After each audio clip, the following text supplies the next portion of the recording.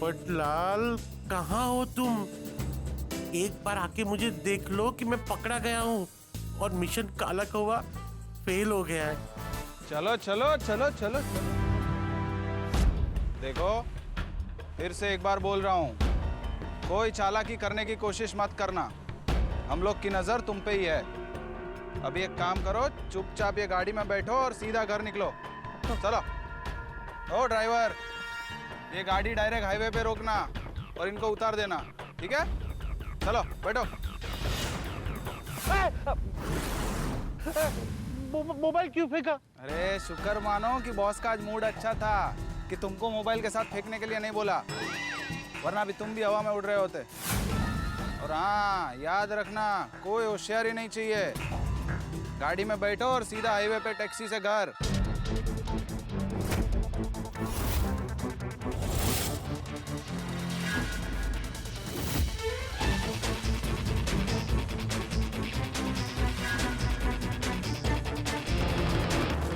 कोई चालाकी करने की कोशिश मत करना। हम लोग की नजर तुम पे ही है। क्या हुआ सर? क्या देख रहे हैं? अरे देख रहा हूँ कि रिसोर्ट खत्म हो गया, अभी और क्या देखना बाकी है। अरे बहुत थक गए भाई हम। चलो भारती। भारती? भारतीय नागरिक, चलो भारतीय नागरिक ऐसा बोल रहा हूँ। वो क्या है ना, हम भारतीय नागरिक हैं, जब थक जाते हैं तो चाय पीते हैं। आओ बेटी चिंतामणि, चाय पीते हैं, चलो। अरे सर, आप बोले तो मैं चाय यहीं मंगवा दूं। अरे इधर किधर बैठ के पिएगा चाय? इधर इतने पेड़ है, चाय में कुछ गिरा तो? जाओ ना भाई, अपना काम करो। यही मेरा काम है, गेस्ट के साथ रहना, उनकी देखभाल करना। अरे तो रिसोर्ट में कोई दूसरे गेस्ट नहीं है, हम दोनों ही है। जाओ दूसरे गेस्ट को देखो। ठीक है सर, लेकिन आपको कोई भी चीज की जरूरत हो ना सर, तो आप मुझे याद कीजिएगा। आप मुझे अपने सामने खड़ा पाएं। अभी आप जाएंगे? ठीक है सर, बाय चिंतामणि जी। बहुत सवाल करता है। मुझे तो डाउट है कि ये कुंवारा होने का बहाना बनाकर हम पर नजर रख रहा है। वाह पोपट भाई वाह, आप पत्रकार नहीं चील है, चील। चील? हाँ, आपने चील जैसी नजर पाई है, कैसे फट से पहचान दिया इसको। चलो।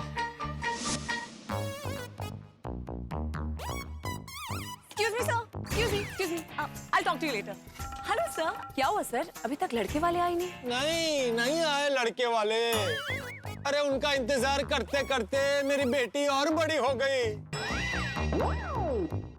अब तो बस एक ही तमन्ना है कि मरने से पहले चिंतामणि की शादी हो जाए।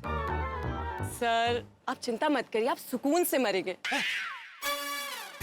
मेरा मतलब आपकी बेटी की शादी हो जाएगी sir, don't worry. Again all the best.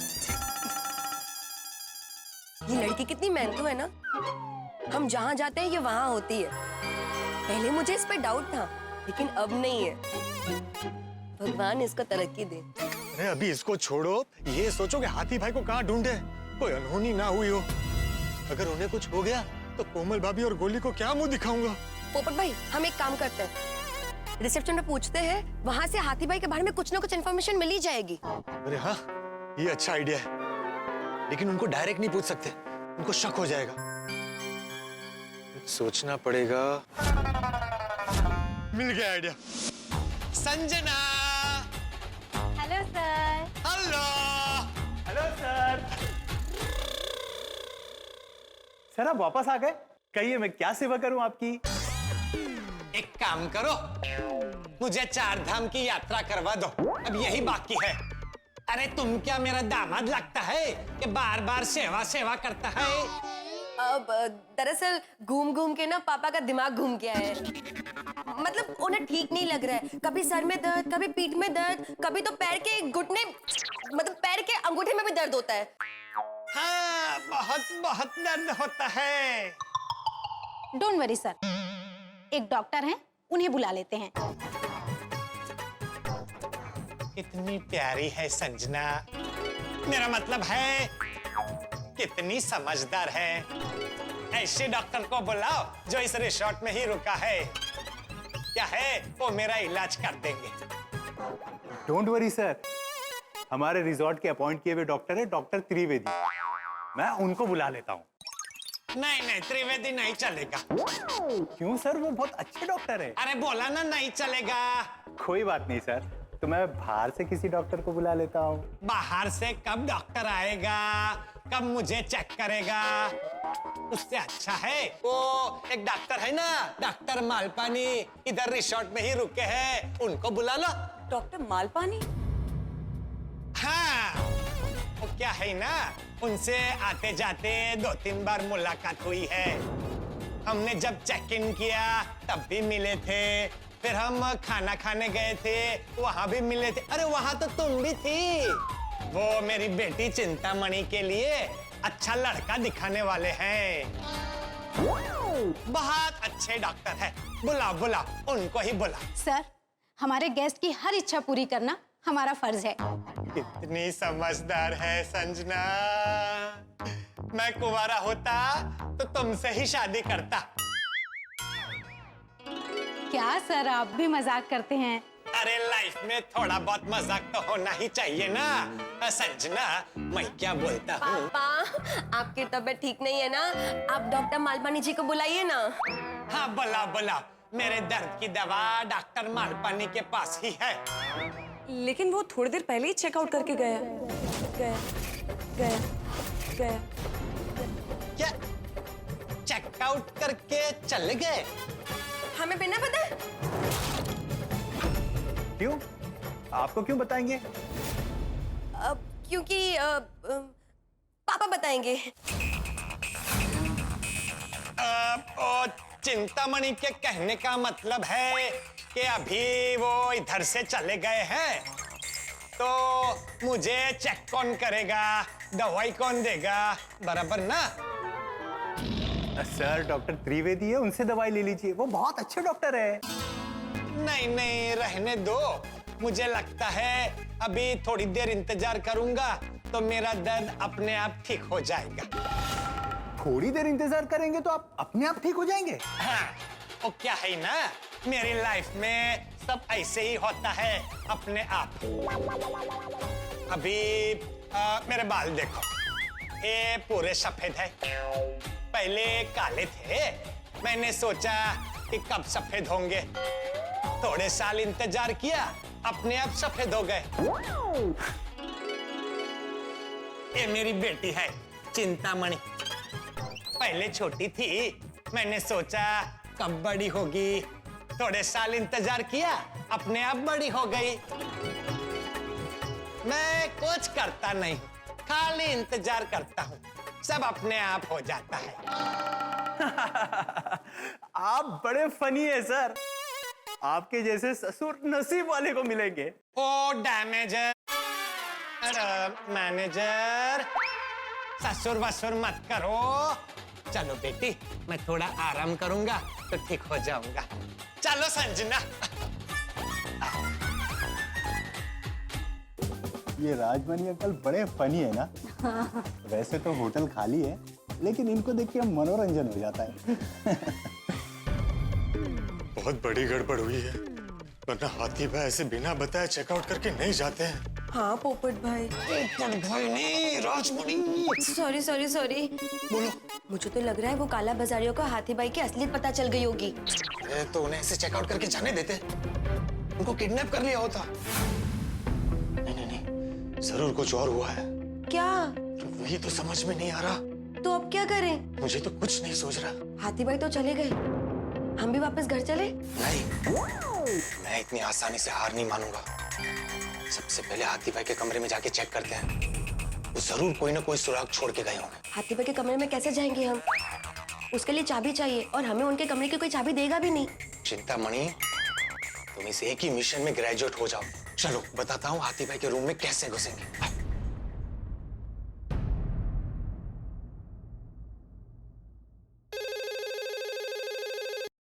Hello reception. मैं रूम नंबर 2002 से राजमणि बात करता है। हाँ राजमणि सर, बोलिए। मैं मैनेजर ऋषि बोल रहा हूँ। कहिए, मैं आपकी क्या सेवा कर सकता हूँ? मैनेजर है, इधर भी पीछा नहीं छोड़ रहा है। मैनेजर, हमारे रूम का एसी ठीक से काम नहीं करता है। कोई बात नहीं सर, मैं अभी मेंटेनेंस वाले को भेजता हूँ, वो ठीक कर देगा। नहीं, सिर्फ एसी का प्रॉब्लम नहीं है, दूसरा भी बहुत प्रॉब्लम है रूम में। वो टीवी कभी भी आता है, कभी भी जाता है, फोन कभी चलता है, कभी नहीं चलता है, फ्रिज में कुछ ठंडा नहीं होता है। मेरे को तो लगता है इस रूम के वास्तु में ही गड़बड़ है। मेरे को इधर बहुत बीती लगता है। हमको रूम बदली करना है, हमको दूसरा रूम दे दो। दूसरा रूम? तुमने बोला ना अभी वो रूम नंबर 1010 खाली हुआ है, तो हमको वो रूम दे दो। आप टेंशन मत लीजिए, मैं अभी टेक्नीशियन को भिजवाता हूँ, वो आपके सारे प्रॉब्लम दूर कर देगा। अरे तुमको अभी बोला ना हमको इधर बहुत भीती लगता है। वैसे तो पूरा टाइम क्या सेवा करूं बोलता है, और अभी सेवा करने का मौका देता है तो सेवा करने के बजाय बात को गोल गोल घुमाता है। ठीक है सर, मैं अभी आपको रूम दिखा देता हूँ। मैं चाबी लेकर आता हूँ, आप रूम के पास पहुंचिए। हाँ। क्या हुआ सर? ये राजमणि अंकल भी अजीब है, अब कह रहे हैं कि रूम बदलना है। मैं अभी आता हूँ। ओह अच्छा, जाइए जाइए सर, इसी बहाने चिंतामणि जी से फिर से मुलाकात हो जाएगी। नहीं, ऐसी बात नहीं है। ऐसा है तो लाइए चाबी मुझे दीजिए, मैं रूम दिखा देती हूँ। अरे तुम कितना काम करोगी, जब देखता हूँ यहाँ वहाँ दौड़ती रहती हो। तुम रुको, मैं जाता हूँ। सर आप मैनेजर हैं, मैनेजरों के ये काम करेंगे अच्छा नहीं लगता है। चाबी मुझे दे दीजिए, मैं दिखा देती हूँ। हाँ सर, दीप्ति जाएगी ना तो ज्यादा बेटर रहेगा। ठीक है।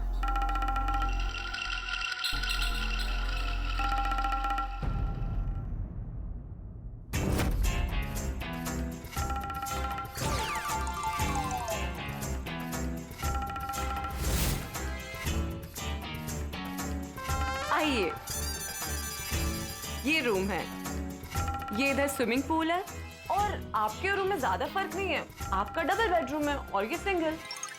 नहीं बराबर है, लेकिन एक बात बताओ, तुम ऐसे शॉपिंग के लिए जाती हो, साड़ी बीड़ी खरीदती हो, तुमने एक साड़ी खरीदा, बाद में तुमको लगा कि अभी बदली करना है, तो तुम दुकानदार के पास जाके बोलती हो कि साड़ी बदली करना है। दुकानदार कितना भी बोले अच्छा है, तुम उनकी बात सुनती हो? वाह सर। सर अब सर के अंदर बात उतर गई ऐसा बोलना चाहती हो ना बेटी? वैसे ये रूम छोटा है लेकिन अच्छा है ना पापा? हाँ, लेकिन पहले रूम चेक कर लेता। क्या है ना, बाद में लफड़ा नहीं मांगता है, ड्रॉअर भी और खोलता है कि नहीं देखना पड़ेगा ना। मैं देखता हूँ ये ड्रॉअर भी और चलता है कि नहीं। सर सब ठीक है।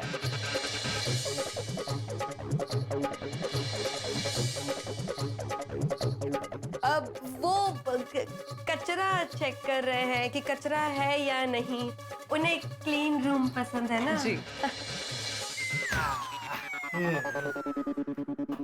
है, रूम तो ठीक है। वैसे सर आपका दर्द ठीक हो गया ना? कौन सा दर्द? सर कुछ देर पहले आप डॉक्टर ढूंढ रहे थे।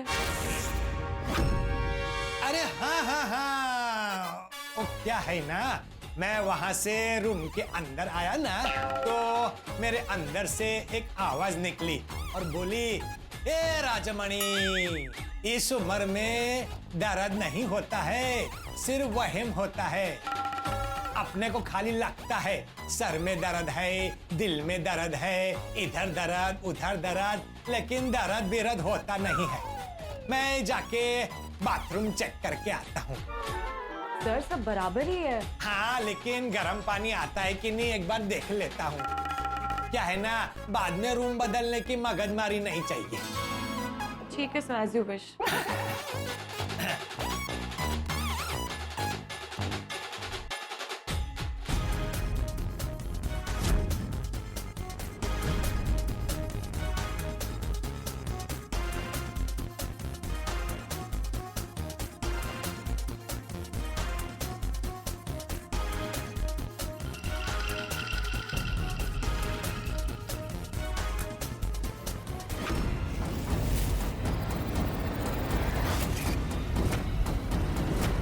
ही फील्ड, मतलब हाथी भाई पकड़े गए थे। अरे ये पेन,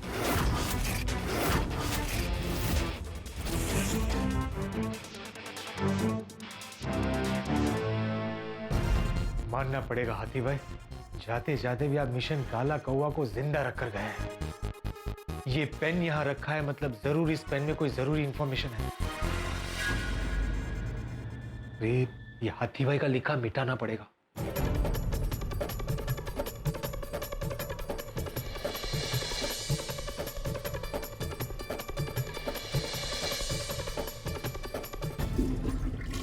वैसे आप कहाँ रहते हैं? ये आपके रिजॉर्ट में? मेरा मतलब रिजॉर्ट में तो आप कुछ दिनों के लिए आए हो, वैसे कहाँ रहते हो? अपने घर में। हाँ, लेकिन आपका घर कहाँ है? हमारी बिल्डिंग में। बिल्डिंग कहाँ है? पता क्या है आपका? अरे रिसेप्शन पे दिए है ना एड्रेस, आप क्या इतने सवाल कर रहे हैं? Sorry sorry, very sorry. Cancel cancel, भाई ये रूम में रहना कैंसल। क्यों, क्या हो गया सर? मैंने बाथरूम में एक लाल चींटी देखी। अभी एक है, लेकिन शाम तक 500,000 हो जाएगी। मैं धोती पहनता हूँ, चींटियां धोती में घुस गई तो नहीं नहीं नहीं नहीं, इस रूम में नहीं रह सकते। मुझे लगता है डॉक्टर मालपानी भी चींटियों की वजह से परेशान होके चले गए। पापा मैंने पहले ही कहा था हमारा रूम बेस्ट है, क्या आप भी खामखा मेहनत करवाते हैं? सॉरी। हाँ अरे sir, okay, it's completely fine. आपकी सेवा करना तो हमारा फर्ज है। हाँ, तुम बहुत अच्छी हो। Thank you sir. तो अब फाइनली आप अपने रूम में ही रहना पसंद करेंगे ना? हाँ हाँ, वही रूम ठीक है। चलो चिंतामणि, आओ आओ बेटी चिंतामणि, अपना रूम ही अच्छा है। आओ। Thank you thank you. You're welcome. Have a nice day.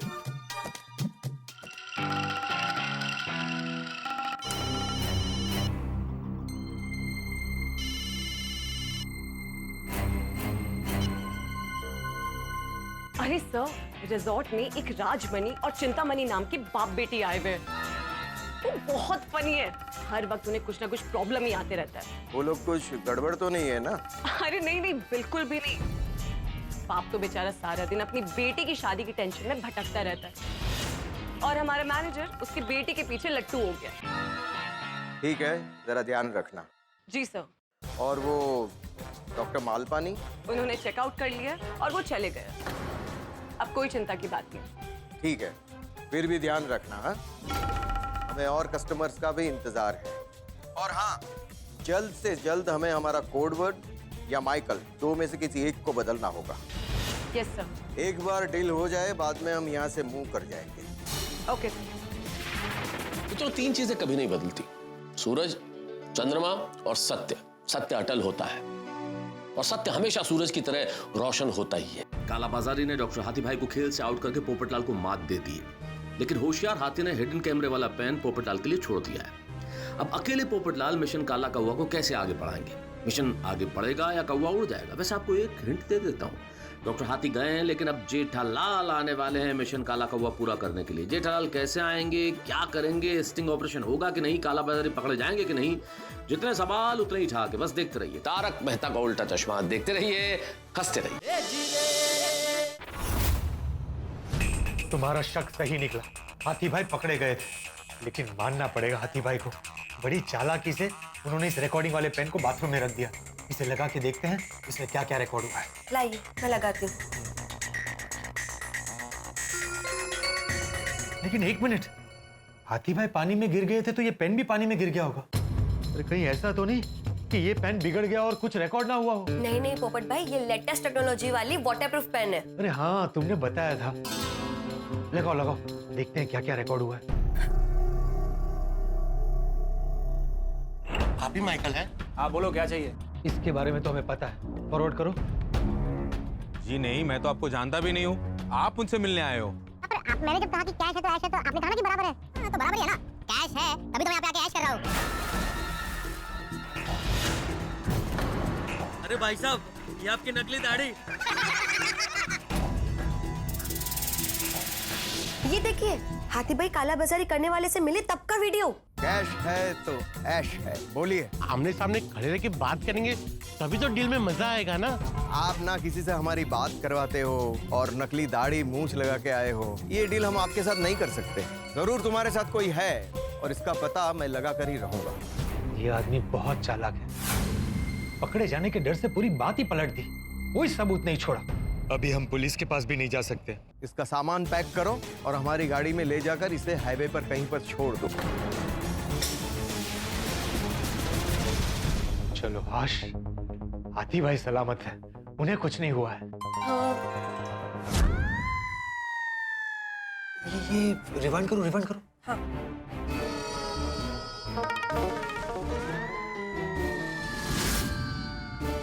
भाई साहब एक फोन करना है।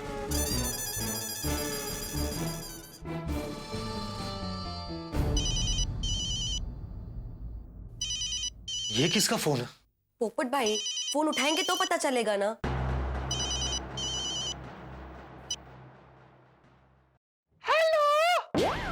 हेलो पोपटलाल, तुम्हारी आवाज को क्या हुआ?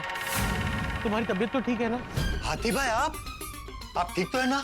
हाँ पोपटलाल, मैं बिल्कुल ठीक हूँ। ये लोग ने मुझे यहाँ हाईवे पे छोड़ दिया है, अब मुंबई के लिए टैक्सी ढूंढ रहा हूँ। अरे वाह, आप ठीक है ये जानकर मुझे इतनी खुशी हो रही है कि मैं बता नहीं सकता। अगर मैं सच का पोपट होता तो उड़कर आपके पास आ जाता और आपको गले लगा लेता। पोपटलाल, मुझे तो दुख इस बात का है कि मैं उन काला बाजारी करने वालों को पकड़ने में और उनका वीडियो निकालने में फेल हो गया। नहीं नहीं नहीं हाथी भाई, आप फेल नहीं हुए हैं। आप निराश मत होइए, आपने बहुत हिम्मत दिखाई, बहुत कोशिश की। आपका योगदान इस मिशन में काबिल तारीफ है। आपने बाथरूम में जो पेन छोड़ा था वो मुझे मिल गया है, मैंने सारा फुटेज देख लिया है। पोपटलाल, तुम अपना ध्यान रखना, वो लोग बहुत खतरनाक है। उन काला बाजारी करने वालों को डाउट तो गया है कि मेरे साथ कोई और भी है। आप मेरी चिंता मत कीजिए, अगर ईश्वर ने साथ दिया तो उस काला बाजारी वाले को सजा दिलवा कर ही वापस आऊंगा। यस, ये हुई ना बात। आप गोकुलधाम पहुंचे और हाँ, वहां किसी को इस मिशन के बारे में मत बताइएगा, वहां सब चिंता करेंगे। सही बात है, मैं भी गोकुलधाम सोसाइटी में सबको यही कहूंगा कि मैं किसी मरीज को चेक करने गया था। हाथी भाई, थैंक यू सो मच मेरी मदद करने के लिए। पोपटलाल, इसमें थैंक यू किस बात का? मैं तो देश की सेवा कर रहा था। तुम जितना देश से प्यार करते हो, मैं भी उतना ही करता हूँ। जानता हूँ, आप गोकुलधाम पहुंचकर मुझे फोन कर दीजिएगा। हाँ हाँ ठीक है। पोपटलाल, तुम्हें मिशन काला कौवा के लिए ऑल द बेस्ट। जय हिंद। जय हिंद हाथी भाई।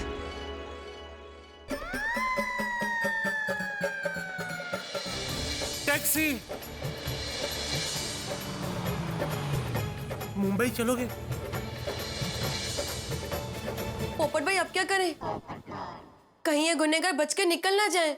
हाँ, आज अगर ये बच के निकल गया तो फिर कभी हमारे हाथ नहीं लगेगा। तो पुलिस को इन्फॉर्म कर दे, ये सबूत उन्हें दिखा देंगे। नहीं नहीं नहीं, पुलिस को इन्फॉर्म नहीं कर सकते। इसमें ठीक से किसी का चेहरा नहीं दिख रहा, क्या बातचीत हुई ये भी पता नहीं चल रहा है। अगर ये रिकॉर्डिंग पुलिस को दिखाएंगे तो पुलिस हमको ही डांटेगी, और एक बार अगर पुलिस रिसोर्ट में आ गई और छानबीन की तो वो काला बाजारी करने वाले अलर्ट हो जाएंगे। तो अब क्या करें? पहले हमें उनके खिलाफ सबूत इकट्ठा करना पड़ेगा, बाद में पुलिस को बुलाएंगे। गुनहगार को कैसे फंसाएं ये सोचना पड़ेगा। ये कहाँ गई? यहाँ। पीछे पीछे क्यों आ रही हो? मैं भी सोच रही हूँ, आपको कुछ सूझा?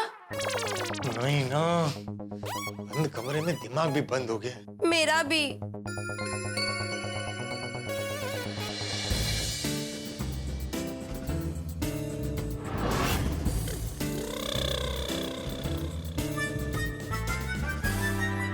क्या हुआ? क्या देख रहे हैं? कुछ गिर गया क्या? क्या ढूंढ रहे हैं? मैं देख रहा हूँ कि कोई हम पे नजर तो नहीं रख रहा। हम जब भी कहीं जाते हैं कोई ना कोई आ जाता है। कभी वो मैनेजर आ जाता है, कभी वो ब्लू शर्ट वाली लड़की आ जाती है, कभी वो रूम सर्विस वाला आ जाता है। भारती, हमें बहुत ध्यान रखना पड़ेगा कि कोई हमारी बात सुन न ले। एक काम करते हैं, हम मन में ही सोचते हैं।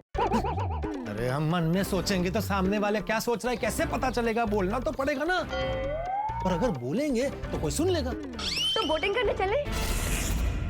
पापा, हम बोटिंग करने चलते हैं ना, वहाँ पे सोचेंगे कि मेरे लिए कौन सा लड़का सही है। Good afternoon sir, all okay? हाँ ठीक है ठीक है। वो क्या है ना, वो पूरा दिन कमरे में ऐसे अच्छा नहीं लगता है, बंद बंद कमरा है, तो बीच बीच में खुली हवा लेने ऐसे इधर आ जाता हूँ बाहर। लेकिन तुम क्यों बीच में खड़ा है? जाओ अपना काम करो। Have a good day. हाँ, मैं ये कह रही थी, हम बोटिंग करेंगे तो हमारे आसपास कोई होगा नहीं, हम आराम से बात कर पाएंगे। अरे हाँ, ये अच्छा आइडिया है। तुम्हारा यही प्रॉब्लम है, एक आइडिया अच्छा देती है और एक बुरा। तो ठीक है, मैं एक आइडिया आपको बताऊंगी, एक आइडिया मैं आपको नहीं बताऊंगी। नहीं नहीं नहीं, ऐसे में तुमने मुझे सारे बुरे आइडियाज ही दिए तो तुम्हारे दिमाग में जो आइडियाज आते हैं तुम मुझे बताओ। अच्छा है, बुरा है, काम का है, नहीं है, वो मैं सोच लूंगा। फिलहाल तुम्हारा ये बोटिंग वाला आइडिया बहुत अच्छा है, चलो बोटिंग करने चलते हैं।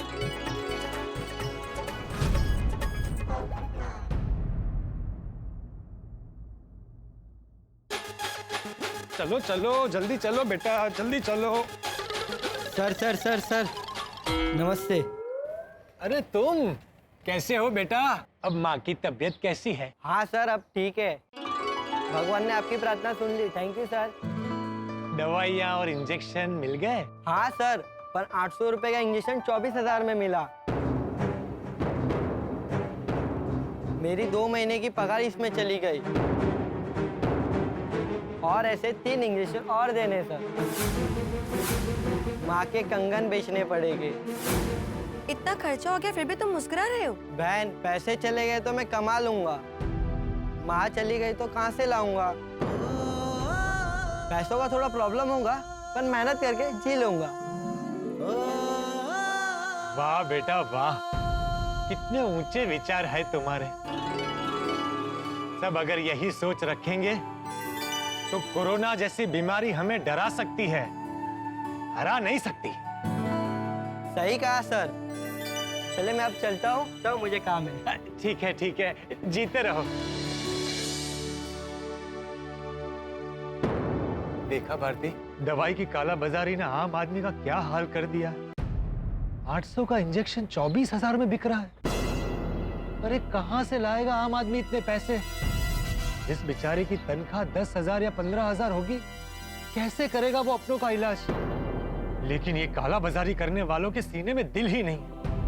पैसों की लालच ने इन्हें राक्षस बना दिया। हाँ पोपट भाई, कई लोगों ने तो घर बेचे हैं इस पेंडेमिक में अपने परिवार को बचाने के लिए। पैसे वाले तो पैसों के बल पर अच्छी ट्रीटमेंट करवा लेते हैं, हाथ खोलकर पैसा खर्चा कर सकते हैं ना। हाँ, और जो बिलो द पॉवर्टी लाइन है उन्हें तो एनजीओस मदद करती हैं। लेकिन हालत खराब होती है मिडिल क्लास की। न हाथ खोलकर खर्चा कर सकते हैं, न किसी के सामने हाथ फैला सकते हैं। हाँ, बहुत ही बुरा वक्त चल रहा है। पर बुरे वक्त को अच्छे वक्त में बदलने की ताकत पत्रकार में होती है। हम किसी भी तरह उन काला बाजारियों को सजा दिलवा कर रहे हैं। जैसे ये छाता धूप और बारिश में हमारी रक्षा करता है, वैसे ही अपनी पत्रकारिता से इन काला बाजारियों से हमारे देश और समाज की रक्षा करूंगा मैं। हाँ, तो लग जाते हैं मिशन काला कौवा पर। हाँ, चलो चलो।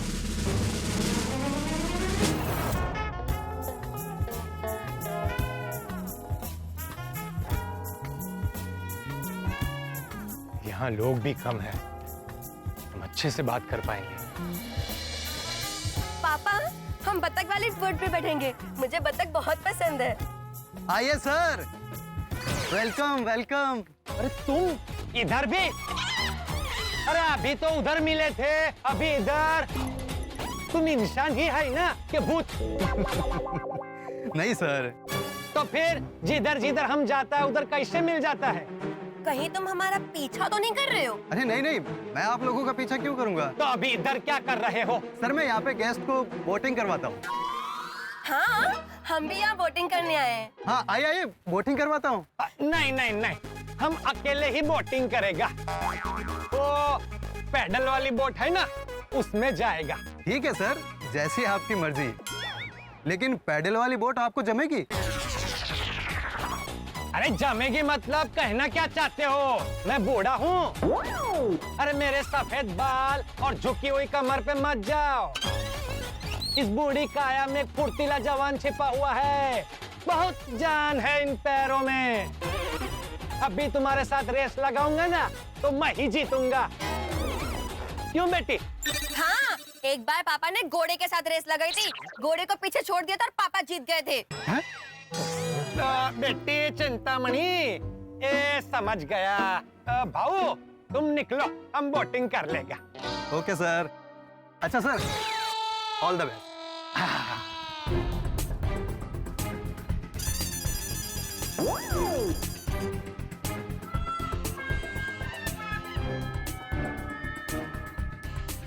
पोपट भाई, वो अभी भी हमें देख रहा है। मुझे इस पे डाउट है, जहां भी हम जाते हैं वहां आ जाता है।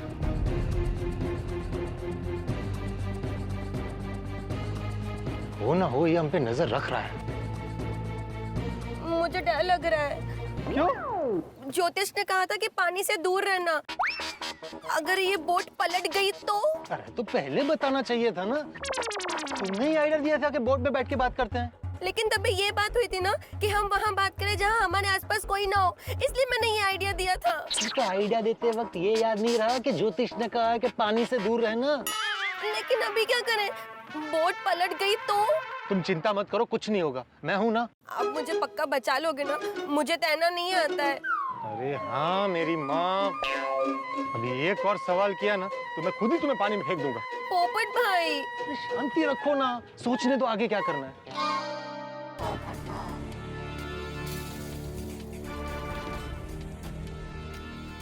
मुझे एक ही रास्ता सूझ रहा है, हमें फिर किसी को कस्टमर बनाकर उस काला बाजारी वाले के पास भेजना पड़ेगा। लेकिन वो चालाक है, ऐसे फंसेगा। अरे बड़ी लालच के साथ भेजेंगे। पैसा ऐसी चीज है, बड़े बड़ों को फंसा देती है। लेकिन अभी भेजेंगे किसको? हमें तो सबने देख लिया है, हम जा ही नहीं सकते। ऐसा आदमी होना चाहिए जिसको इन्होंने कभी देखा ना हो, स्मार्ट हो और बात करने में कोई गलती ना करे। हमारे गोकुलधाम में से ही किसी को बुलाना पड़ेगा। गोकुलधाम में से? हाँ गोकुलधाम, हमारा गोकुलधाम मिनी इंडिया है। कश्मीर से लेकर कन्याकुमारी तक की झांकी है छाई, ये तो है भारत की परछाई, ये तो है भारत की परछाई। गोकुलधाम मिनी इंडिया, गोकुलधाम अपना mini India, Gokuldham mini India, अपना गोकुलधाम मिनी इंडिया। सब एक दूसरे के साथ प्यार से रहते हैं, हमेशा मदद करने के लिए तैयार।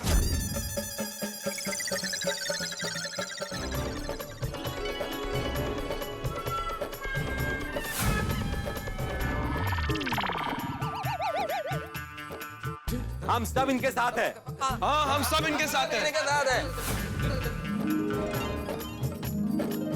हंसते खेलते हर मुसीबत को पार कर जाते हैं।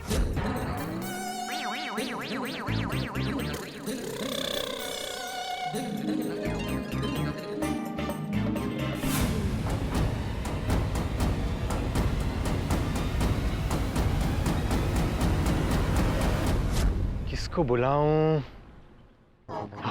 भिड़े। भिड़े? आत्माराम तुकाराम भिड़े हमारी सोसाइटी का सेक्रेटरी है। आजा बेटा। बैठे बेटे।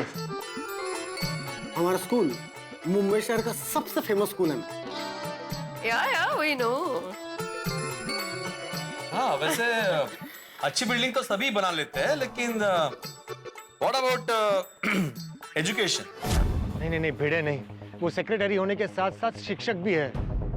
वो उन काला बाजारियों के साथ डील करने जाएगा और उनको ज्ञान देने बैठ जाएगा। नहीं।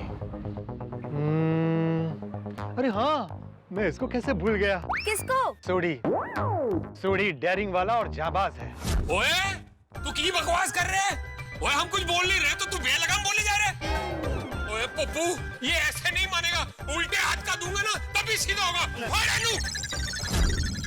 हाँ तो फिर उनको बुला दीजिए।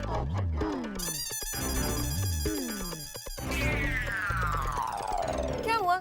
सोडी बहुत जोशीला है, वो डील करने जाएगा और किसी बात पर गुस्सा आ गया तो उन सबको धो डालेगा और हमारा मिशन फेल हो जाएगा। तो अब किसको बुलाएंगे? किसे बुलाऊं? अय्यर भाई को बुला लूं? हाँ बुला लीजिए।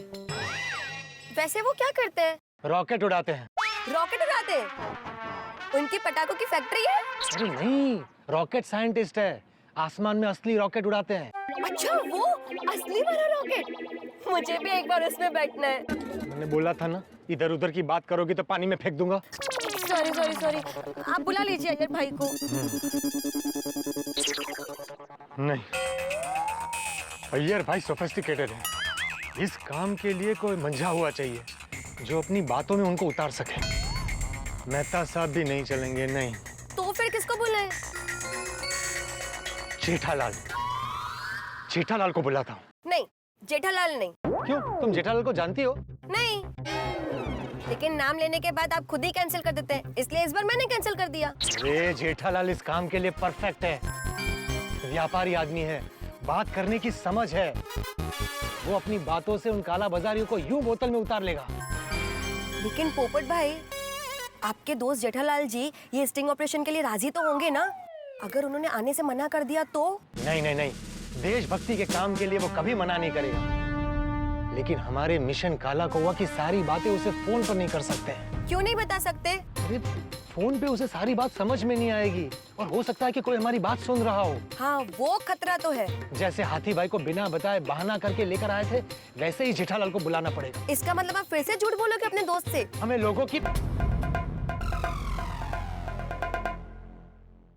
लोगों की जिंदगी बचानी है। जरूरी इंजेक्शन और ऑक्सीजन सिलेंडर उन काला बाजारियों की वजह से लोगों तक पहुंच नहीं रहे, लोग मर रहे हैं। ये देश की सेवा है। उन काला बाजारियों को पकड़ने के लिए अगर झूठ भी बोला तो क्या फर्क पड़ता है? तो पोपट भाई जल्दी फोन लगाइए ना, हमारे पास वक्त कम है। हाँ, लेकिन पहले सोचना पड़ेगा कि मैं क्या बहाना बनाऊं, वरना जेठालाल बहुत होशियार है, पकड़ लेगा कि मैं झूठ बोल रहा हूँ। क्या बहाना बनाएं? कुछ सोचकर ही फोन करता हूँ। दोस्तों, जिंदगी एक जंग का मैदान है जहाँ नई नई चुनौतियों का सामना करना होता है और करना पड़ता भी। आप चुनौतियों से मुंह नहीं मोड़ सकते, लेकिन कुछ लोग होते हैं चुनौतियों से मुंह मोड़ देते हैं, कुछ डट के मुकाबला करते हैं। पोपटलाल ने तय कर लिया है कि काला बाजारी को पकड़ने के लिए जेठालाल को बुलाना पड़ेगा, लेकिन टेंशन ये है कि जेठालाल को बुलाए कैसे? सच बताना मुमकिन नहीं है, इसलिए कोई बहाना बनाना पड़ेगा। अब देखना यह है कि पोपटलाल क्या बहाना बनाता है। इतना ही नहीं कि काला बाजारी बहुत ही शातिर है, उसकी नजर पूरे रिसोर्ट पर है। उसका स्टिंग ऑपरेशन करना कोई आसान काम नहीं है। अब देखना यह है कि जेठालाल आते हैं कि नहीं, और आते हैं तो क्या होगा। होगा हंसी और मनोरंजन का धमाका। बस देखना होगा तारक मेहता का उल्टा चश्मा। भागो भाई, क्या है? टेंशन हो रहा है। टेंशन? किस बात का टेंशन? सेठ जी का टेबल कुर्सी हटा दिया। अगर सेठ जी का टेबल कुर्सी नहीं हटाता तो ये इतने सारे बॉक्स और जो दूसरे बॉक्स आने वाले हैं वो कहाँ रखता? तुम्हारे टकले पे? तो भागा भाई, क्या है? टकले पे मत जाओ। सॉरी, टकले से मेरा मतलब है अगर मैं सेठ जी का टेबल और कुर्सी नहीं हटाता तो ये इतना सारा माल और जो दूसरा माल आने वाला है वो कहाँ रखता? माल रखने के लिए जगह तो चाहिए ना, इसलिए हमने टेबल और सेठ जी जिस पे बैठते हैं वो कुर्सी दोनों हटा दिए, समझे? अरे इतने सारे बॉक्स यहाँ किसने रख दिए?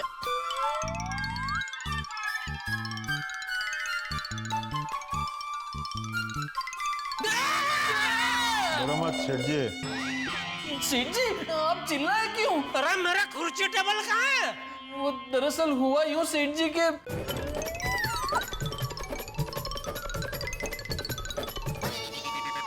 ओह, अच्छा, मतलब कंपनी ने इतना सारा माल भेज दिया? वो तो आपने जितने माल का ऑर्डर दिया उतना माल तो कंपनी भेजेगी ना। अरे मैंने ऑर्डर नहीं दिया है भाई। आपने ऑर्डर नहीं दिया? अगर आपने ऑर्डर नहीं दिया, मैंने ऑर्डर नहीं दिया, तो फिर ये इतने माल का ऑर्डर दिया किसने? बापूजी। अरे बापूजी क्यों ऑर्डर देंगे भाई? बापूजी सिर्फ मुझे ऑर्डर देते हैं। तो फिर ये इतने माल का ऑर्डर? किसी ने ऑर्डर नहीं दिया है भाई, ये कंपनी ने अपने आप सामने से भेजा है माल। क्यों?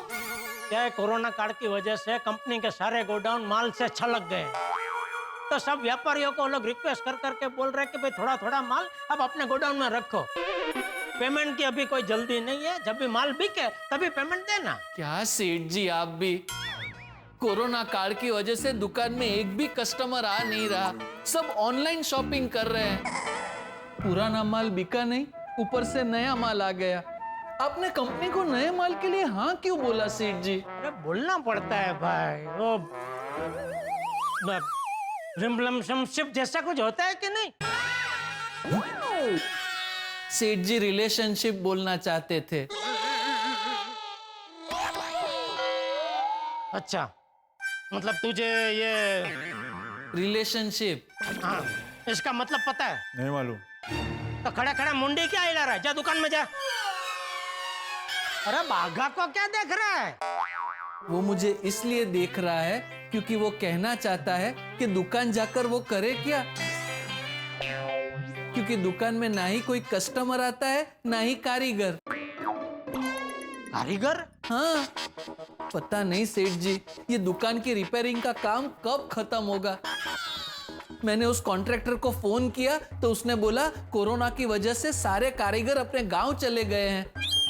सेठ जी, अगर ये दुकान के कारीगर लोग वापस ना आए तो दुकान की रिपेयरिंग का सारा काम मैं कर लूं? अरे भाई, जिसका काम उसी को साझे, अपना जो काम है वो करना भाई। मैं तो करना चाहता ही हूँ, लेकिन दुकान में कस्टमर आए तो कभी कभी तो सोचता हूँ कि हमारी गड्ढा इलेक्ट्रॉनिक्स की जगह गड्ढा मिठाई की दुकान होती तो कितना अच्छा होता। कस्टमर आए या ना आए, काम तो होता। क्या क्या काम होता? मक्खी उड़ाने का। अच्छा, ठीक है, फिर चल मिठाई की दुकान खोल लेते हैं। तू लड्डू, जलेबी, मोहनथाल सब बनाना सीख जा। चल। सच्ची? क्या सच्ची? सेठ जी मजाक कर रहे। सेठ जी, आप भले मजाक कर रहे हो, लेकिन अभी मुझे आपको सीरियसली एक सीरियस बात बोलनी है। अच्छा, बोल।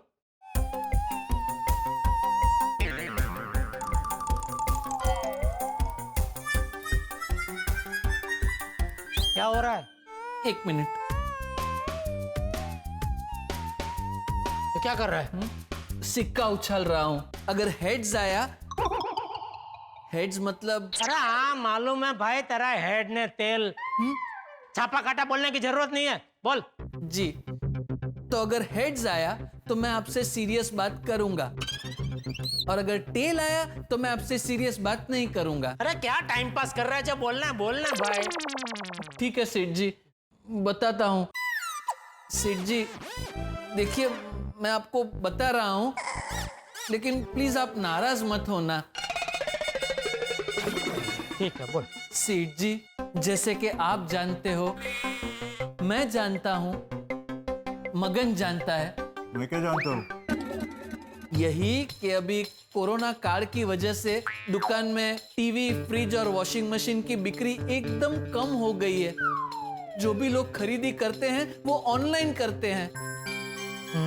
तो इस कोरोना काल में अगर कोई इंडस्ट्री चल रही है, चल क्या दौड़ रही है, तो वो है होममेड फूड इंडस्ट्री।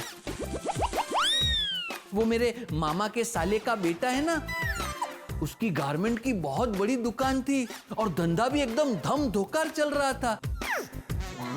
लेकिन कोरोना की वजह से बेचारे का धंधा एकदम ठप हो गया। तो उसने दुकान बंद कर दी और घर पे से ही पिज्जा बनाकर बेचने का नया धंधा शुरू किया।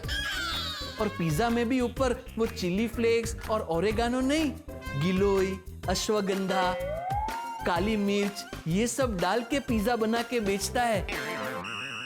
आयुर्वेदिक पिज्जा? इससे इम्यूनिटी एकदम बढ़ती है सेठ जी, और कोरोना से लड़ने में एकदम फायदा होता है। उसका पिज्जा बहुत डिमांड में है।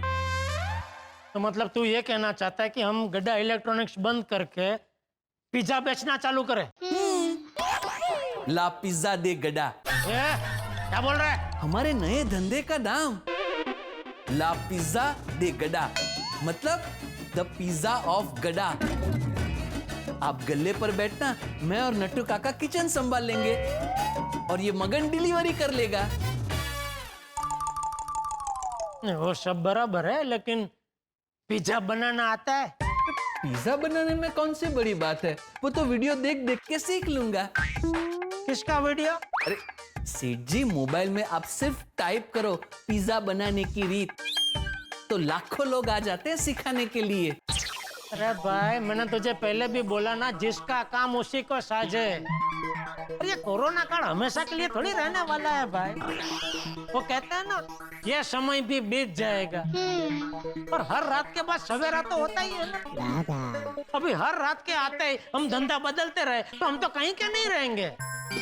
ये समय है थोड़ा धीरज रखने का, थोड़ा संयम बरतने का।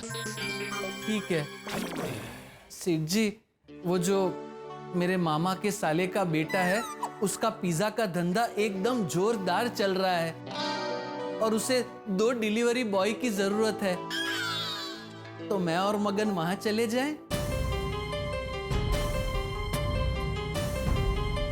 मतलब तुम दोनों गड़ा इलेक्ट्रॉनिक्स छोड़ के जाने का सोच रहे हो? हमेशा हमेशा के लिए नहीं, जब तक इस रात का सवेरा नहीं होता है तब तक।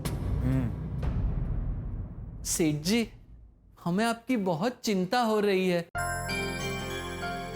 कोरोना काल की वजह से ऐसे भी धंधा एकदम मंदा हो गया है, ऊपर से इलेक्ट्रिसिटी का बिल, मेंटेनेंस, हमारा पगार। आप कब तक अपना नुकसान कर करके हमें संभालेंगे? हम अगर बाहर काम करने जाएंगे तो आपको राहत होगी, आप हमें जो पगार देते हैं वो बच जाएगा। सेठ जी, पेड़ भी छांव तब तक देता है जब तक उसे पानी और खाद मिले। आप हमारे पेड़ हो, वो भी बरगद के। अगर आपको पानी और खाद नहीं मिला तो आप सूख के नारियल का पेड़ बन जाओगे, फिर हमें छांव कैसे दोगे? बस बस बाघा, रुलाएगा क्या? अरे ऐसे कोरोना काल में नौकरी करने वाले डरते डरते ये सोचते हैं कि कहीं हमारे सेठ हमें नौकरी से निकाल ना दे। तुम लोग हो कि नहीं, मैं तुम दोनों को दूसरी जगह काम करने जाने की परवानगी हरगिज नहीं दूंगा। और अच्छे वक्त में हम लोग साथ में थे तो बुरे वक्त में भी हम लोग साथ में ही रहेंगे। तुम लोग गड़ा इलेक्ट्रॉनिक्स का स्टाफ नहीं, मेरे परिवार हो।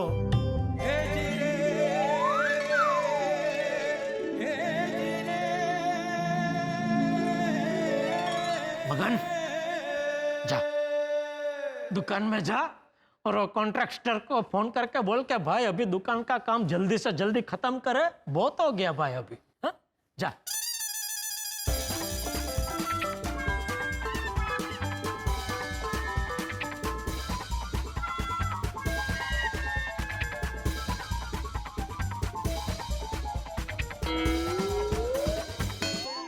सेठ जी, मुझे बहुत चिंता हो रही है, ये इतना सारा माल कब बिकेगा? बिकेगा बाघा, बिकेगा। पता नहीं क्यों मेरी अंतरात्मा कह रही है कि एक बहुत बड़ा ऑर्डर आएगा और एक ही झटके में सारा माल बिक जाएगा। कुछ बोला तू? मैं नहीं, फोन बोला। मैसेज आया सेठ जी। किसका मैसेज? वो तो देखूं तो पता चले। तो देख। व्हाट? वीडियो मैसेज है सेठ जी।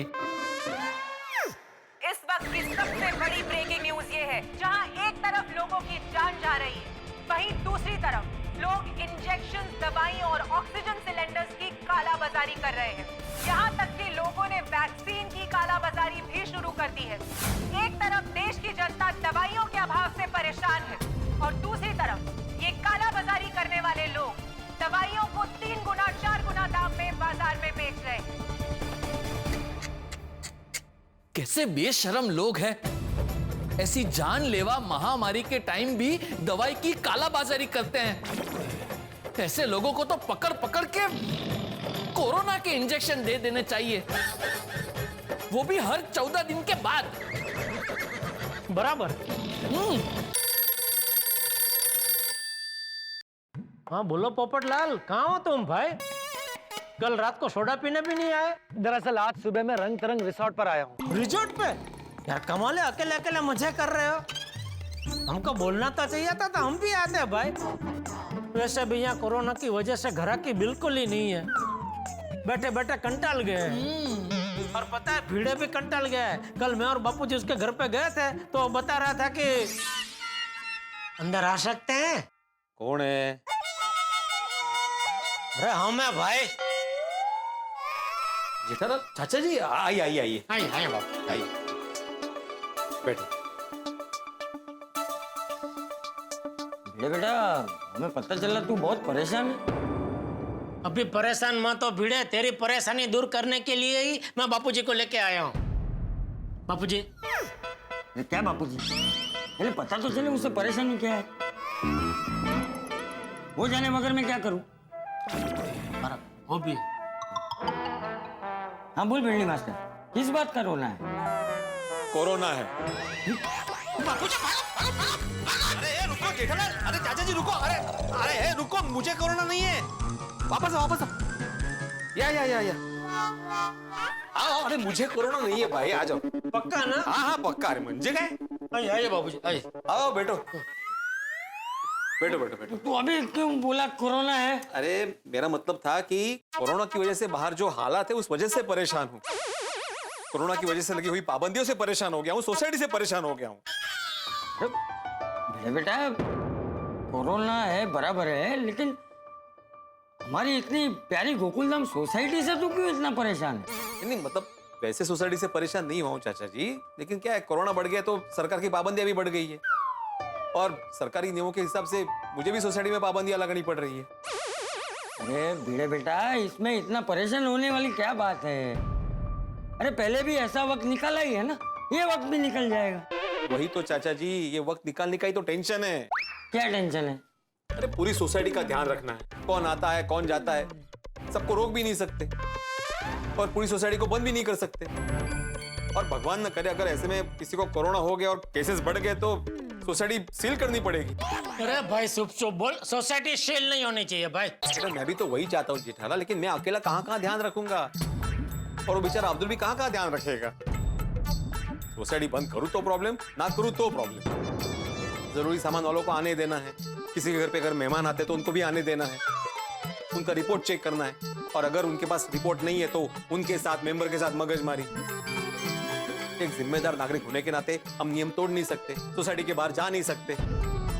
पिछला लॉकडाउन तो कैसे कैसे निकाल दिया, लेकिन इस बार भी वही घर में बैठे रहो कैदी की तरह, कहीं आना नहीं कहीं जाना नहीं। क्या करूं चाचा जी, मैं सोच सोच के परेशान हो गया हूं। देख भिड़े बेटा मैं समझ रहा हूँ कि तेरी परेशानियां ज्यादा है, लेकिन कौन इस परेशानी से नहीं गुजर रहा है? अभी जेठिया को ही देख ले, उसकी दुकान बंद है फिर भी बैठा है ना शांति से।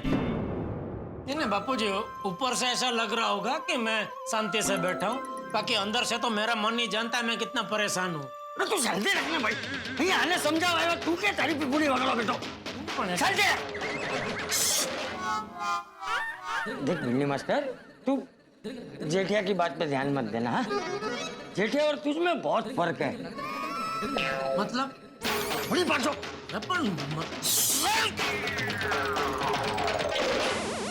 तो क्या कह रहा था मैं? हाँ देख बेटा तू एक शिक्षक है, पढ़ा लिखा है, एक समझदार नागरिक है, गाता भी अच्छा है। अरे कितने सारे गुण है तुझमें, और इतना गुणी होने के बावजूद भी तू सिर्फ एक बात नहीं समझ रहा है। अभी जो भी हालात है उसमें हम सबको मिलके सिर्फ एक ही चीज रखने की जरूरत है, धीरज। बेटा हमें धीरज रखने की जरूरत है। आपकी बात बराबर है चाचा जी, लेकिन मैं हूं तो आखिर इंसान ही ना। कब तक ये कोरोना रहेगा, कब तक हम पे सारी पाबंदियां रहेगी, कब तक हम लोग ऐसे घर में बंद रहेंगे, ये सोच सोच के सर घूम रहा है मेरा। नहीं बिल्कुल बराबर बोल रहे भिड़े, तू समझ में नहीं आ रहा आखिर कब तक ये सब चलता रहेगा। अभी देखना पिछले लॉकडाउन के बाद मेरा धंधा धीरे धीरे पटरी पे ऐसे चढ़ ही रहा था कि फिर से अभी दुकान बंद करनी पड़ी। वैसे तो हम आजाद देश के नागरिक हैं, लेकिन कहाँ है हमारी आजादी? पता नहीं कब हम पहले जैसे घूमेंगे फिरेंगे। मिलेगी बेटा, आजादी मिलेगी। क्यों ना हम सब लोग कहीं दूर ऐसी जगह चले जाएं जहाँ पे कोरोना का टेंशन कम हो, कोरोना के केस कम हो और जहाँ ज्यादा पाबंदियां ना हो। अरे वाह बापूजी, मस्त मस्त आइडिया है। यहाँ से दूर किसी शांत जगह चले जाते हैं तो उससे क्या थोड़ी हवा फेर होगी तो मन को शांति मिलेगी और दिमाग को सुकून मिलेगा। हाँ अच्छा आइडिया है, लेकिन चाचा जी जाएंगे कहाँ? आपको पता है कोई ऐसी जगह? नहीं, जगह के बारे में तो अभी सोचा नहीं है, क्या ना अभी विचार आया है ना ये। हाँ बराबर। लेकिन कोई बात नहीं, सोचते हैं। तू भी सोच, हम भी सोचते हैं। हाँ, कोई ना कोई जगह तो मिल ही जाएगी। हाँ, फिर निकल पड़ेंगे हम सब गोकुलधाम वासी। हाँ, पोपटलाल जाने से पहले एक बार बताना तो चाहिए था। पूरा गोकुलधाम तैयार हो जाता आने के लिए भाई, और तुम अकेले अकेले मजे करने निकल पड़े। मजे करने नहीं आया हूँ भाई, जरूरी काम से रंग तरंग रिसोर्ट आया हूँ। ओ, तो जरूरी काम के बीच में मेरी याद कैसे आ गई भाई? अरे भाई, रिसोर्ट में तुम्हारे फायदे की बात पता चली है, इसलिए तुम्हें फोन किया है। मेरे फायदे की बात मतलब? ये रिसोर्ट में 200 रूम्स है और 200 रूम्स के लिए 200 टीवी और 200 फ्रिज चाहिए उनको। मतलब 200 टीवी और 200 फ्रिज, बहुत बड़ा ऑर्डर है। मेरी यहाँ के मैनेजर से बात हुई तो उसने कहा कि पुराने टीवी और फ्रिज बदलकर नए लगाने हैं। क्या बात कर रहे हो पोपटलाल? 200 टीवी और 200 फ्रिज? कांग्रेचुलेशन। दो मिनट। अरे ये ऑर्डर चाहिए तो तुरंत यहाँ रंग तरंग रिसोर्ट आ जाओ, वरना हो सकता है कि ऑर्डर किसी और को चला जाए। क्यों, तुमने किसी और को भी फोन किया है? अरे नहीं भाई, वो मैनेजर अपने किसी पहचान वाले को ऑर्डर देने की बात कर रहा था, मैंने उसे रोक के रखा है। मैंने उसे कहा कि पहले मेरे मित्र जेठालाल से मिल लो, अगर उसके साथ बात ना बने तो अपने पहचान वाले को बुला के ऑर्डर दे देना। अरे नहीं भाई, बात कैसे ना बने? इतना बड़ा ऑर्डर है, मैं बात बना के छोड़ूंगा। भाई वाह, जेठालाल की जिंदगी की गाड़ी को एक नई दिशा मिल गई है। भाई जेठालाल की जिंदगी की गाड़ी में मुसीबत की वजह से जो पंक्चर हो गया था, उसमें पोपटलाल ने उत्साह की हवा भर दी है। पत्रकार पोपटलाल। दोस्तों, कोरोना के इस काल में, लॉकडाउन के समय में हर छोटे बड़े व्यापारी मंदी से परेशान है। कई व्यापारी लॉकडाउन का विरोध भी करते हैं, लेकिन साथ में जान भी बचानी है। और इस मुसीबत के वक्त जो दवाई की कालाबाजारी करते हैं, उन्हें पकड़ना भी बेहद जरूरी है। इसलिए पोपटलाल ने 200 टीवी और 200 फ्रिज के ऑर्डर की गाजर दिखाकर जेठालाल को खुश कर दिया है। जेठालाल खुशी से झूम उठे हैं, अपने साथ बापूजी और बाघा को भी ले जा रहे हैं। लेकिन वहां पहुंचने पर जब पता चलेगा कि ये कोई ऑर्डर नहीं है, तो क्या बिजली गिरेगी जेठालाल पर? फिर जेठालाल पोपटलाल का क्या हाल करेंगे? बस देखते रहिए तारक मेहता का उल्टा चश्मा, देखते रहिए, हंसते रहिए।